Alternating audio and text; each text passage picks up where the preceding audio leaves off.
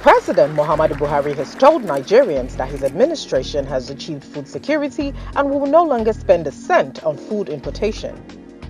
The president's representative, Garba Shehu, also revealed that he ordered the Central Bank of Nigeria to stop providing foreign exchange for importation of food into the country.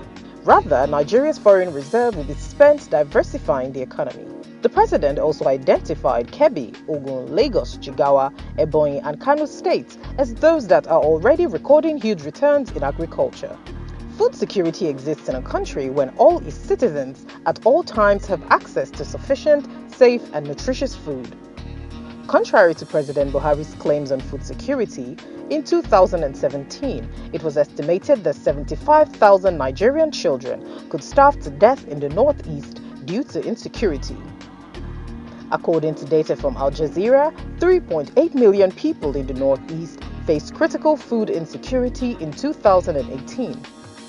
Meanwhile, according to the United Nations, 98 million Nigerians now live in multi-dimensional poverty. This means the majority of the nation lives on less than $1 a day.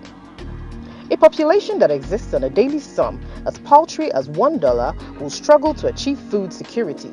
In addition to his statement on food security, Buhari's claim that a single cent will no longer be spent on food importation is ambitious but impractical, as Nigeria's local production is still unable to meet its demand.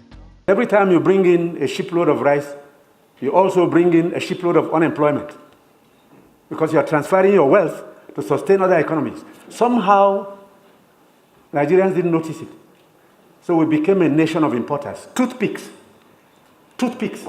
Each year it cost us $18 million. Importing toothpicks. Tomato paste, $400 million. You talked about tomatoes now. One basket in town now is less than 2,000 naira. The farmers are losing money because the processors don't have enough funds to set up factories. You are going to do tomato paste, it's food-grade stainless steel. You can't just use anything because you'll be putting poison in people's stomachs. 2 factories have started off. I believe by the middle of next year, we can comfortably tell importers of tomato paste to stop. But when you do, you make enemies. Even the rice we're trying to reduce, we have enemies, heavy enemies, people who can kill if they have a chance, because you're spoiling their business. Nigeria relies heavily on food importation despite its huge agricultural capacity. In 2018, Nigeria imported $1 billion worth of wheat, $500 million worth of frozen fish, $400 million worth of sugar, palm oil worth $100 million, and dried fish worth $70 million, amongst other commodities. By the end of 2018, Nigeria had spent over 400 billion naira importing food and other agricultural products. The Nigerian government has made promotion of locally produced food a priority. One of its major protectionist policies was to slam imported rice with high tariffs and inject huge sums into local rice production. Despite Nigeria's crackdown on imported rice and claims that Nigeria no longer imports foreign rice, the United States Department of Agriculture, the USDA, has projected that at the end of 2019, Nigeria will be the second largest importer of rice in the world. The Nigerian Customs Service currently bans the importation of spaghetti, noodles, fruit juice, sugar, tomato paste, pork, beef, refined vegetable oil, and other food items in an attempt at boosting Nigeria's local food production.